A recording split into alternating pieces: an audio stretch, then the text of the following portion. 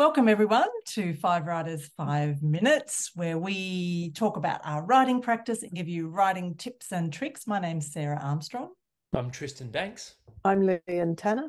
I'm Zanni, Louise. And I'm Deborah Abela. So I'm really curious about what you guys do when you get stuck in a story, like you don't know what comes next or the story sort of ground to a halt. What kinds of things do you do to get moving again?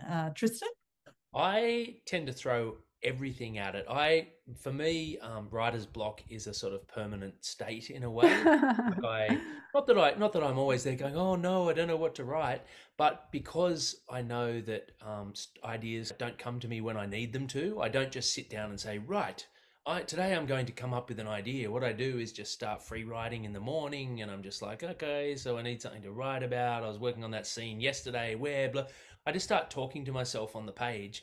And out of that, there's a natural flow on of, oh, what about this? And what about that? And what about this?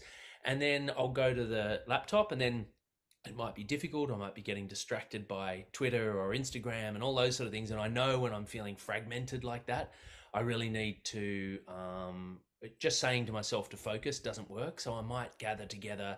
I'll put some music on that puts me in the mood for that particular story. I'll shut the door. I'll bury my phone in the other room. I will do whatever I can to just get rid of the distractions. And then I'll start looking at something like an article or my notebook of ideas. And it's often just a collision of 2 or 3 of these different practices that lead to that moment when you're in and you launch and the words start to flow. But I never expect it to be brilliant. I just do it. I love that idea of talking to yourself on the page. I do that a lot. I find that I think much better with a pen in my hand than I do, kind of just trying to think in my head. And I often find with writer's block, that whole thing of getting stuck, I often find that it happens when I'm trying to write a scene or a part of the story that just doesn't want to be written. And sometimes I'll find that the best way to beat that is then to skip past that scene and write something that I'm really excited about. And what I often find is that when I go back, I'll go, oh, I didn't need that scene anyway. That's why it was so hard to write. I can just get rid of it. So that's kind of one thing that happens to me. The other thing that happens to me is when I'm trying to get it right first time. I've got the blank page or the blank screen, and I'm saying to myself, oh, look, this has to be really good, what I'm going to write. And that just stops me. It stops me dead because I know it's not going to be really good the first time round. So what I do then is I force myself to write something, anything. It's like the timed writing that Tristan was talking about. I'll just force myself to get words on page.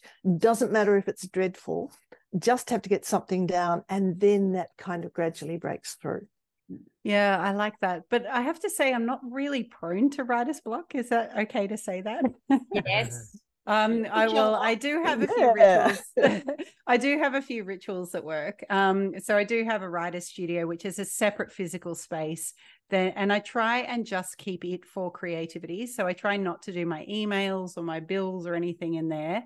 I do have the internet in there, but I'm fairly disciplined with not checking email and things like that. I leave my phone inside, like Tristan. I go bury my phone just so it's not there.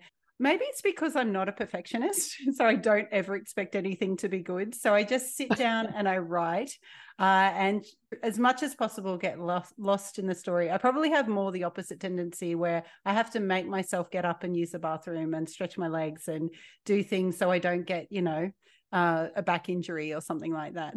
Anyway, I feel bad saying that. But I think for me, one thing that does actually work really well if I'm stuck in a difficult scene, and it's a little bit like you're saying, Lian, but I think it's just, I do occasionally will find things quite hard to get my head around.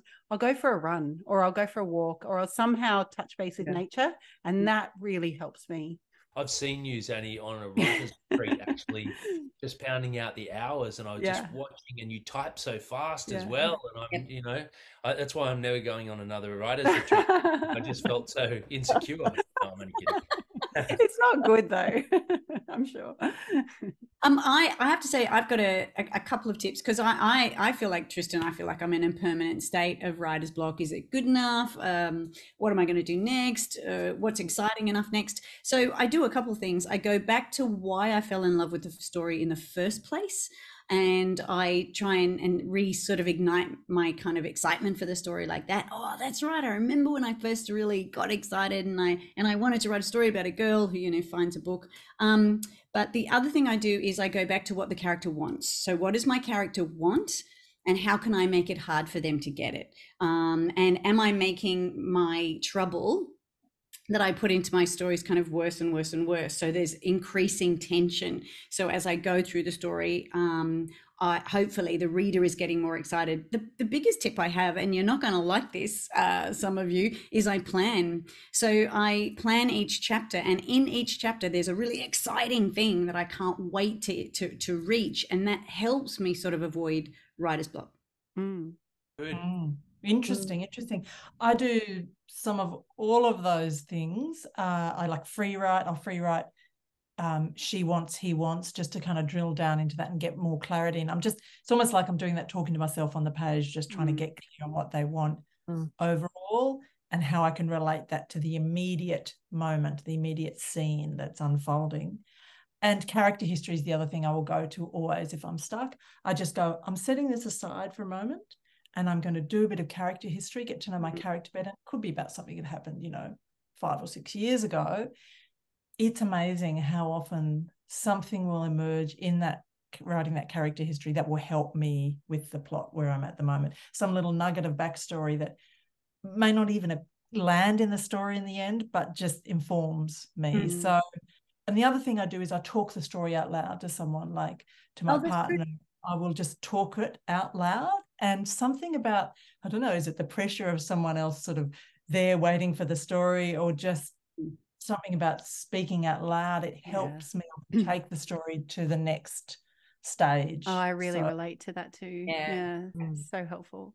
Very good. Yeah. So I think they're all fantastic possibilities to have in your kind of toolkit if you're feeling a little bit stuck with a story. It's like everyone experiences, every writer has, except for Zanni. No. I was going to say I use free writing as I do get stuck, and I use things like free writing, all those things. Good luck. It's a really common thing, and there are lots of ways just to sort of unstick it without making it a really big deal. So good luck with your writing.